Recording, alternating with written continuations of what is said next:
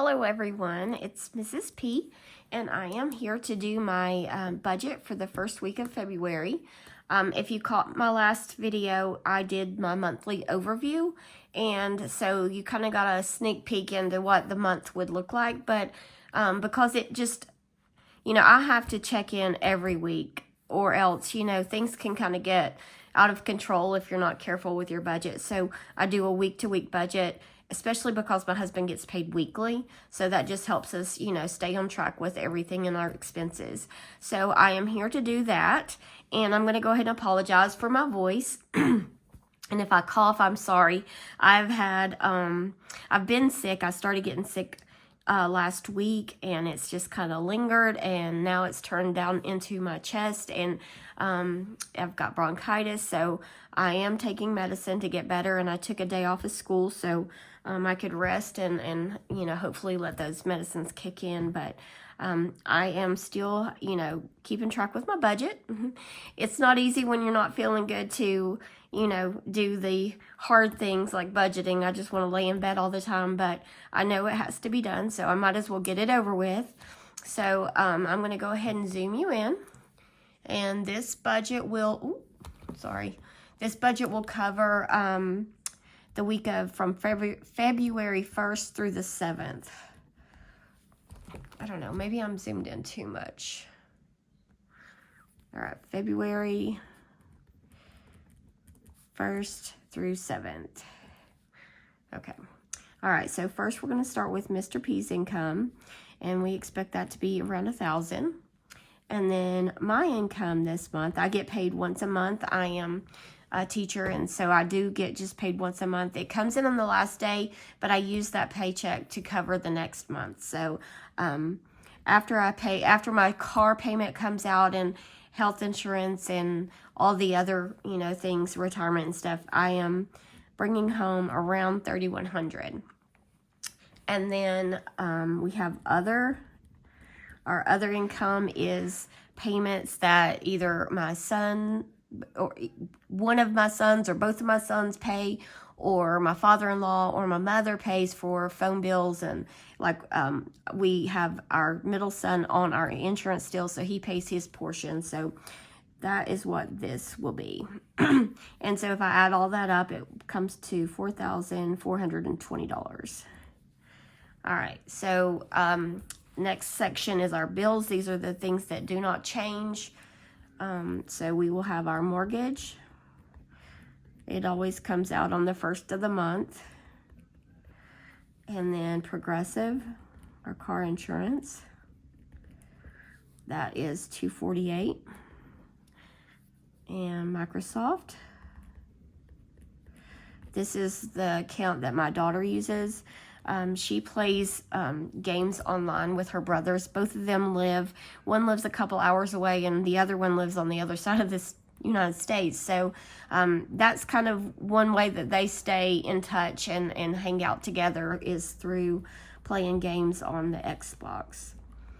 Assurant, that is my son's renter's insurance, and he pays that. So that's part of the money that comes in from him. Apple Storage, and that is $11. Car wash, and that's $43. It has been so bad with the rain and the freezing temperatures. If I didn't have this car wash, I don't know what I would do. We live in a small town and kind of out in the middle of nowhere, and we have long gravel dirt roads, and in the winter, and no matter how much gravel you put on it throughout the year, in the wintertime when it constantly freezes and thaws and rains and snows and all the things, the driveways just become this muddy, soft mess. And we have kind of a steep driveway anyway, so when it does rain, the gravel gets washed down. My husband has to use his gator thing to rake it all back up and put it back in place. He just fixed the road last week, and it needs it again already. Anyway, Life 360, $9. All right, so all of this section adds up to be $1,000. $460, and that would leave us with a balance of $29.60 left over. All right, so now I'm going to have to look at that for a second. That I didn't think that was right, but it is. All right, so then I go down to our sinking funds and savings section. I'm going to move the remaining down here to the leftover, and I'm going to put month ahead. And if this is your first time tuning into my channel, I am a teacher, and so I don't get paid in the summer. So month ahead, I just have been putting $600 a month aside, into, savings so that I can have money over the summer when I'm not getting a paycheck. All right, so sinking funds will be $370, and nothing to savings because we have a fully funded emergency fund and we have a buffer in our checking account, so we don't need to put anything aside for that right now. Okay, and so this section adds up to $520, and it leaves us with $2,440 left over. All right, so next I'm going to move over to my cash envelope section. Everything here is taken out of the bank and put it either into, mainly into my wallet, except for gas. Gas is something that I leave in the bank. And I just use my debit card. Okay, so I'm going to bring the leftover, $2,440. And so groceries, we have eaten quite a bit of the meat and veggies out of the freezer. So I'm going to go back up to my regular grocery amount, which is $150. In January, I dropped it down to $125, and we were still able to come in either at or under budget, even at $125. But we had already, meat in the freezer, and, we weren't eating steaks and seafood. We were eating burgers and chicken a lot. So it'll be nice to have some better quality meals. All right, so pet supplies, and that's going to get $20.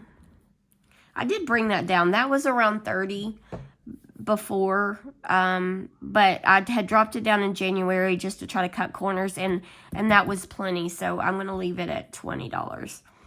Household is $20. I keep household separate than groceries.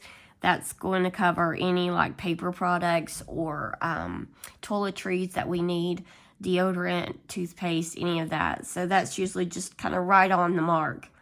All right, Mr. P, he's going to get $20. Miss P, I get $50. And the reason I get more than he does is he has hobbies that cost extra. And so the way we offset that is I get more blow money but to kind of balance it out. Although I rarely spend my blow money. I've been saving it. Our daughter, Miss P, she will also get $20. That's to cover, her little social life that she has.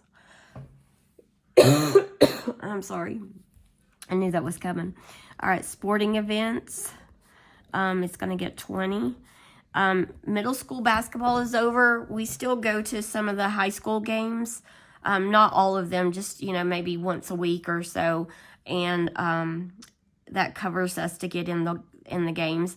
What I'm going to do is I'm going to keep rolling this over and saving it because soccer season, soccer tryouts are this week, and so games will start probably the 1st of March if we don't have scrimmages before then.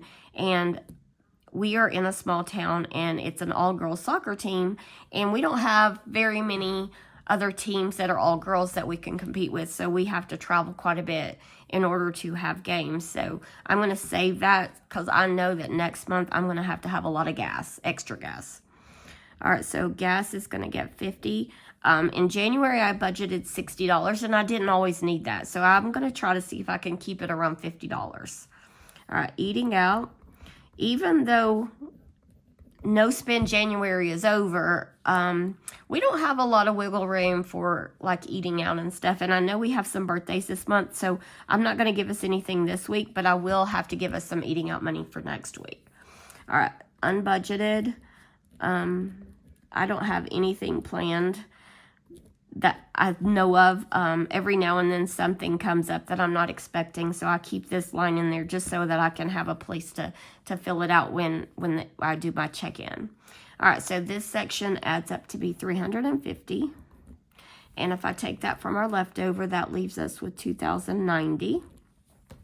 All right, so now I go down into the debt section. All right, so the leftover is $2,090, and we've got quite a bit that comes out the first of the month. So my car payment comes out of my check, so I don't actually write it in here because it's already been paid. But my husband's truck payment comes out, Wells Fargo, $70, Citibank, it's $20. We're paying the minimum payments on these two because they're our highest balance credit cards and they're at 0%. And so we're using all extra money to go to our smaller debts. All right, so Xbox, $39.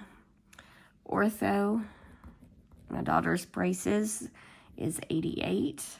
And then I'll leave a spot for Snowball just in case we have anything extra to go toward the Snowball. I don't have it in the budget, but if something extra comes along, I'll throw it at that. All right, so the debt section for this week will be $687, and that leaves us with $1,403 remaining.